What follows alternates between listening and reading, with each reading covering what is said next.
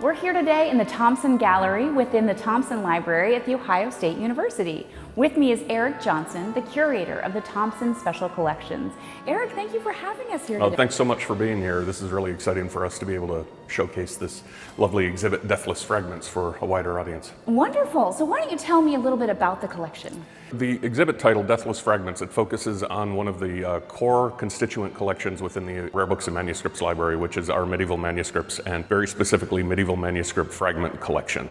Now, fragments are an interesting thing. Most people, when they think about medieval books, they're going to think about complete things, but Ohio State has one of the largest fragment collections in North America, which has been an extremely important thing for us in terms of the provision of teaching, opportunities for students to perform original research, undertake projects that no one else has undertaken before.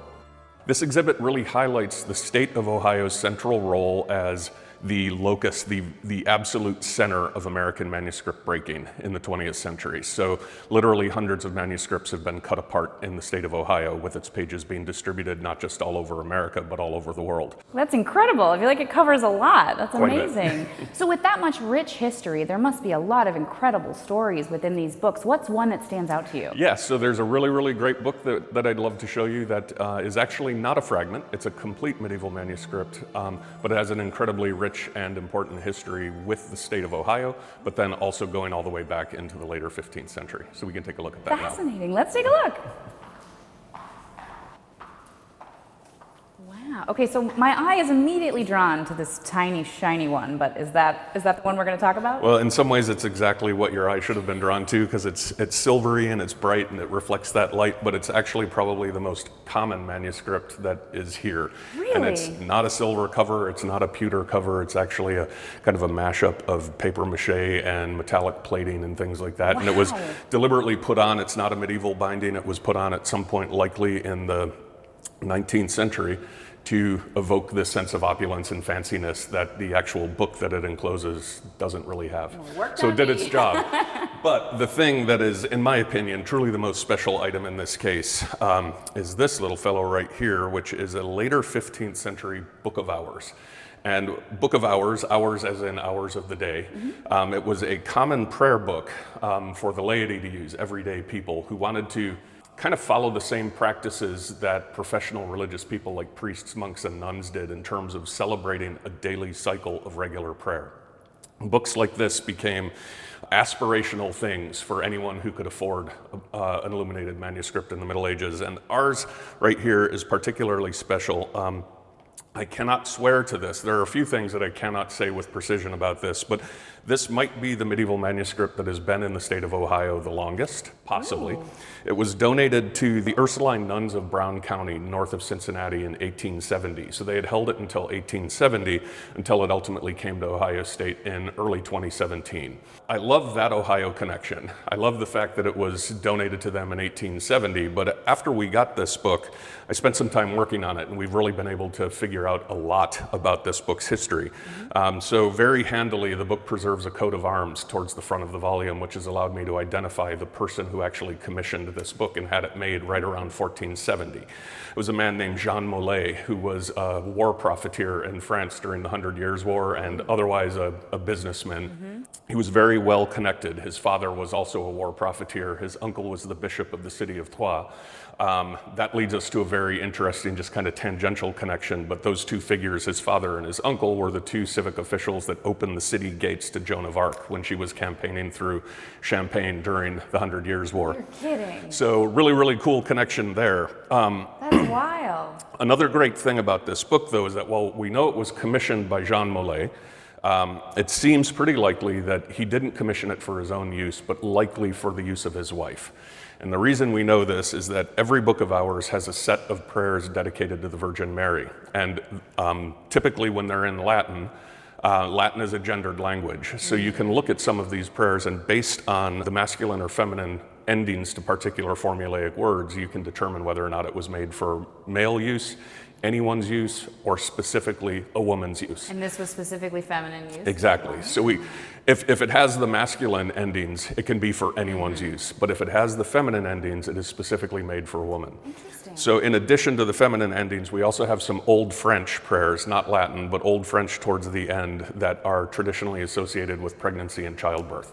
So we have this female use, which makes the book more interesting. And then one thing I absolutely love about every medieval manuscript is that if they survive today, they have a long history of all sorts of stories of persistent use, obsolescence, retasking, reuse, and recycling. And this book, as I mentioned, it was given to the nuns in 1870. The man who gave it to them was a guy named John Quinlan, who was the Bishop of Mobile, Alabama. He had come to Cincinnati from Ireland as a teenager, trained to become a priest, rose up through the ranks, and became the bishop in Mobile.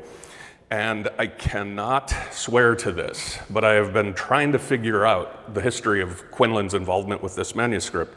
And I've read some records in the diocesan archives in Mobile, Alabama, that talk about John Quinlan in the Civil War, in the American Civil War, roaming battlefields in the South, ministering to dead and dying Union and Confederate soldiers with a painted leather prayer book. And it may have been this fellow right here. We can't prove that, but it's a really good chance that this is it. This is just one of my favorite items, being absolutely central to the history of manuscripts in Ohio, but then also having a demonstrable history that we can trace back to the 1470s, the man who created it, the woman it was going to be used by, and then all the way up through this really, I wouldn't say reuse, because these books were made for prayer, but a different kind of context on American Civil War battlefields, potentially. So that's fascinating, the way you have this piece of history, but then you've done all this research to kind of bring it to life.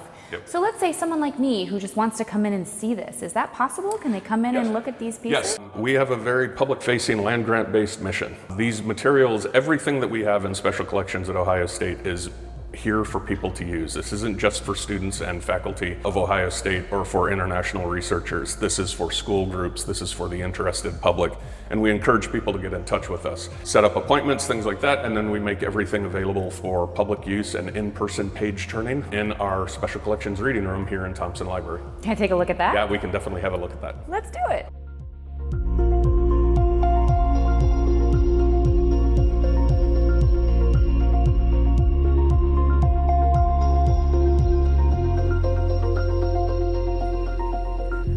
Okay, so this is the reading room. Yeah, welcome. This is where all of the public interface happens. This is where students, teachers, the general public, this is where they would come to have individual interactions with any of the stuff in our care. Okay, great. So what are we looking at? Yeah, so this is one of my favorite items in the entire collection. This is not the oldest thing in our collection. Our oldest stuff goes back to ancient Babylon, but in terms of what we think of as a book today, this is our oldest, complete, intact, nothing on it is new book.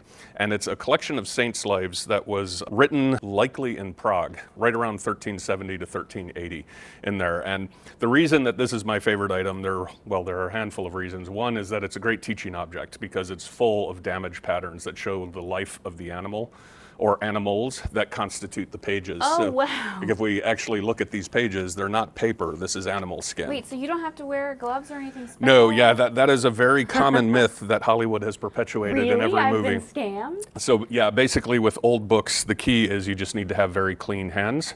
If you wear gloves, what I always tell my students is go home and put on your favorite pair of winter gloves and try to turn pages in your book. Oh, you're right. You're going to tear the pages, you're going to damage it. So clean hands, and then in a book like this, if you just stick to the margins, you're not going to be touching the actual... That makes so much sense. So there's actually, there are things on YouTube that explain all of this about why you don't. You're still going to get emails. Yeah, right? exactly. I'm positive. But medieval manuscripts like this, they did make them on paper, but very, very often you will find them on animal skin. Is that what this is? This is animal skin, is there correct? if I Yeah, touch please clean do. hands? Yes, please do. Oh, it's weirdly soft. Oh, wow. Yeah. And the softness that you're feeling is actually what would have been the inside of the animal. Oh, now you're the telling inside me of the skin. after Yes. I touched it. But we use this a lot in teaching because you can actually see evidence of the life of the animal. So this is actually a piece of scar tissue that split during the process of stretching and drying this to turn it into a gross page. and fascinating. Yeah, it's very fascinating. Wow. And then alongside all of these little holes are sewing holes where the craftsmen making the parchment were trying to make sure it didn't split and rip any further. But the real reason this is my favorite manuscript, or one of my favorite manuscripts in the collection, is because of this very interesting fellow right here. What is that? This is an original medieval bookmark. Oh, you're kidding. It's so simple. Yeah, it's simple but complex as well. I always like to say this is medieval hypertext at its best. This is what's called a volvel bookmark. What that means, the volvel is a spinning component. Look at that. And you can see here that it spins, and on one side we have an illustration, a colored illustration of a saint. We don't know who this is, but it's just a nice little decorative piece.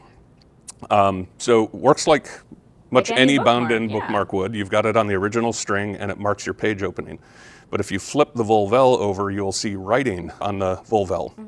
And these are abbreviated Latin words for first, second, third, and fourth. Oh my goodness. So you can spin the volvel, and if we spin it here and mark secunda, this now tells us the page opening, but the second column. Oh, wow. And then, I'm not going to do this because long ago it ceased functioning, but this little piece right here is a fused together noose of sorts that would have allowed you to move the volvel up and down the line to mark your line number. That's amazing. So it's a very ingenious way of helping readers navigate a complex text like this. A book this big, you're going to need that. So it's so simple, but so intricate. Exactly. And then the other thing I like about this opening where it habitually lives is you get to see that damage pattern again. So this is just a lovely little piece in our collection that we get a lot of use of. I bet. That's an incredible piece. So much to learn from this. Thank you. Well, Eric, this has been fascinating. I feel like I've learned so much. Thank you for letting us come in and check out the collection. Yeah, no problem. Thank you for coming. And I would really just like to encourage the general public,